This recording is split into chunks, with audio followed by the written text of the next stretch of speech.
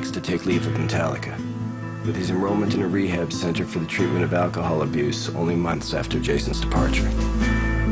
It was just, look, right now, I'm not in Metallica. Leave me alone. I need to take care of myself. Trust me on this. Goodbye. I was in shock. We didn't have James Hetfield, and we weren't sure if he would ever come back. The Metallica train never slowed down long enough for anybody to take stock of the mental health of the individuals in the band. It was never considered. We had to hold on for dear life as this train was just going out of control to squash everybody in its way.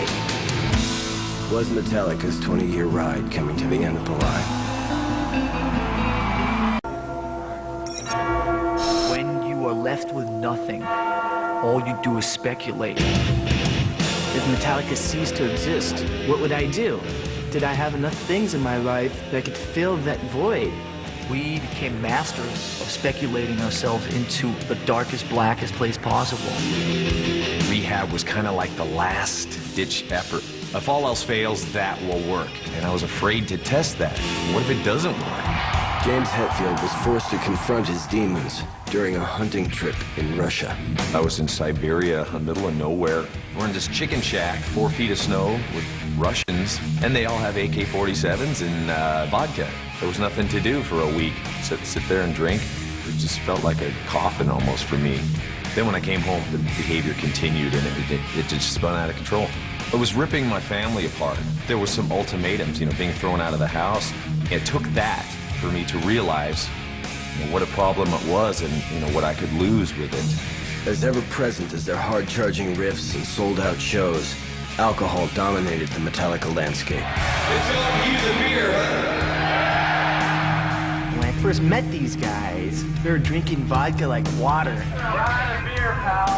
Alcohol brought out everything that we needed to say to each other that we couldn't say while we were sober. And it became part of our legend. Because of that, I can't really recall most of the Kill 'Em All tour. Summer 2001. Following 5 weeks in rehab, Hetfield was scheduled to join the band as they prepared to record the next album. The day before we were going to start right back up, he called up and said, look, I'm not ready to start back up. I couldn't even walk into the room with those guys. I was so fearful of just slipping back into old patterns. I'm a friggin' addict, and I can take anything to extremes. Part of me wanted to just drive over and say, like, what can I do to help you as a friend, Metallica? But I didn't have the guts to do that. Then you kick yourself for not being aware of what the signs were, because of course there were clues planted. There was lots of grieving from the past I wasn't done with, and just lots of childhood stuff. But, I'd come out a lot in the lyrics, more than I ever knew.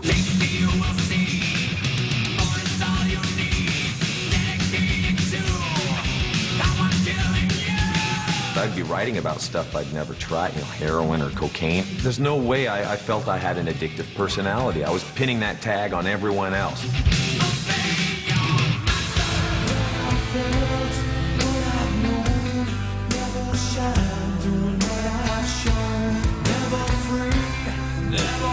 Unforgiven. I could never forgive my parents for stuff. All of the problems in these lyrics, I go back now and read the stuff. It's like, oh my God, that's amazing. Meanwhile, Lars and Kurt felt powerless. They could do little but wait and hope for the best.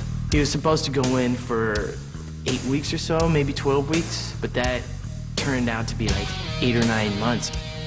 Patience is not one of my stronger qualities, but it's been exercised a lot in the last year, so I'm somewhat better at dealing with it. James Hetfield's recovery would tear down the old Metallica power structure. Now deprived of their longtime fuel of alcohol and internal conflict, could a renewed Metallica still burn with the same fire?